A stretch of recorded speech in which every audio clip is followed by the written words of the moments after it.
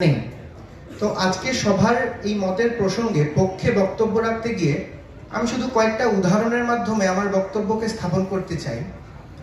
আমি ভারতবর্ষের একটা প্রজেক্ট চলছে, অ্যাসপিরেশনাল ব্লক প্রোগ্রাম, অর্থাৎ ভারতবর্ষের পিছিয়ে থাকা সর্বোচ্চ 500 ব্লককে নিয়ে প্রোগ্রাম শুরু হয়েছে এবং তারা স্বাস্থ্য থেকে শিক্ষা, পুষ্টি থেকে সামাজিক যে নিরাপত্তা, সব রকম আঙ্গিকে অনেকটাই পিছিয়ে। এবং এই যে পিছিয়ে থাকা ব্লকগুলোর যখন আমি কাজের সূত্রে যাচ্ছি, তখন যে চিত্রগুলো দেখছি, সেই চিত্রগুলো খুবই মর্মান্তিক।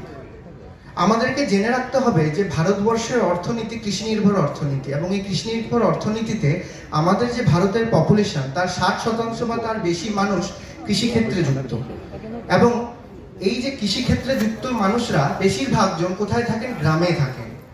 এবার আপনাদেরকে একটা মজার কথা বলি, ভারতবর্ষের ইতিহাসে এখনো অবধি না সেন্সাস, না ন্যাশনাল স্যাম্পল সার্ভে অফিস কেউই গ্রামাঞ্চলের কোনো নির্দিষ্ট সংজ্ঞা দিতে পারেননি।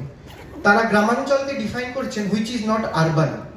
অর্থাৎ এই যে একটা জায়গা, যে একটা শূন্যস্থান থেকে যাচ্ছে, যে আরবান থেকে রুরালকে আমরা ডিস্টিংগুইশ করছি, আরবানের প্যারামিটার্স নেই যেখানে সেখানে, সেই জায়গাগুলোতে সার্ভিস ডেলিভারিতে অনেক গ্যাপ থেকে যাচ্ছে।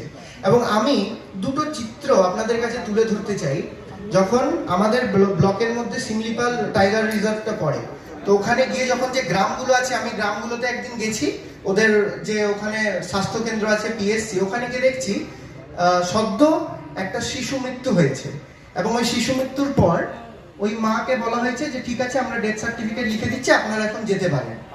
ওই বাচ্চাটাকেও 5 কালো করে এমন ভাবে নিয়ে যাচ্ছে, মনে হচ্ছে যেন ও বেঁচেই আছে। এবং তার সাথে এই যে কন্ট্রাডিকশনটা টানছে দেখুন, ও বাচ্চাটা, মৃত বাচ্চা এরকম ধরেছে, আরেক হাতে ধরেছে ওই সরকারি অনুদানে ওই যে প্রেগন্যান্সি টাইমে পাওয়া যে ভাতের থালাটা, ওখানে একসাথে ডাল, সোয়াবিন সব দেওয়া আছে।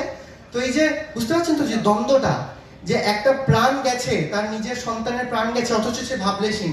তার ওই যে একটা বেলার ভাতের সুরক্ষা হয়েছে, সেটাতেই সে ভাবলেশীন থাকতে পারছে যে ঠিক আছে, আমার শিশু মারা গেছে, আমি কিন্তু ভাতটা আমি নিয়ে যেতে পারছি। তো এই জায়গায় দাঁড়িয়ে আমি নিজে অনেক বিলাসিতার জায়গা থেকেই বলছি, আমি নিজে মনে করি বা ব্যক্তিগতভাবে এতদিন মনে করতাম যে হ্যাঁ, আধ্যাত্মিক পথের দরকার আছে ভারতবর্ষের বুকে, কারণ আধ্যাত্মিকতাই আমাদেরকে পথ দেখাবে, মানুষের সাথে মানুষের সংযোগ করাবে। কিন্তু ওই জায়গায় দাঁড়িয়ে তারপরে আমি যখন ওদের সাথে আরো ভালো করে কথা বলছি, যে ওরা যে শীতকালে যে সবজি চাষটা করেছিল, তাদের মাঠে ফুলকপিগুলো মারা গেছে, মানে পচে গেছে, কারণ ওরা সঠিক দাম পায়নি, যে দামে ওরা চাষটা করেছিল করতে, অর্থাৎ ডিস্ট্রেস সেল করতে হচ্ছে। এই কৃষি অর্থনীতির অন্যতম বড় সেটব্যাক হচ্ছে চাষিরা আজও ডিস্ট্রেস সেল করতে বাধ্য হচ্ছে, কারণ ভারতবর্ষের কোনায় কোনায় হিমঘর এখনো স্থাপিত হয়নি। তো ওই সমস্ত মানুষ যাদের ক্লান্ত চোখের তারাই এক মুঠো ভাত তৃপ্তি দেয়, তাদেরকে আমি কিভাবে ওদেরকে অনুপ্রেরণা দেবো, ওদেরকে আহ্বান জানাবো যে আসুন তো আমরা আধ্যাত্মিকতা আজকে মানুষের সাথে মানুষের সংযুক্তি করি। স্যার আর 1 মিনিট আছে, মানুষের সাথে মানুষের সংযুক্তি করি। এইভাবে আরেকটা চিত্রের কথা বলছি, একটা গন্ডগোল হয়েছে, একটা মানুষের গ্রামে ওই জঙ্গলের ভেতর গন্ডগোল হয়েছে।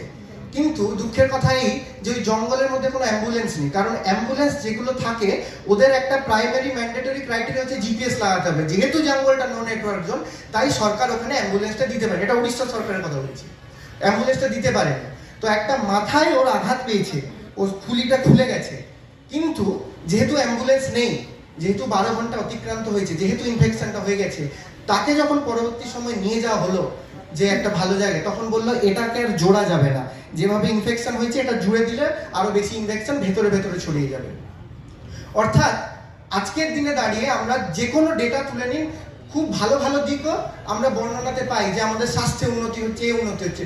যখন আমরা একদম তৃণমূল স্তরে যাই, তখন চিত্রটা অন্য। তাই আজকে সভার মতে আমি এই যে পক্ষে বক্তব্যটা রাখলাম।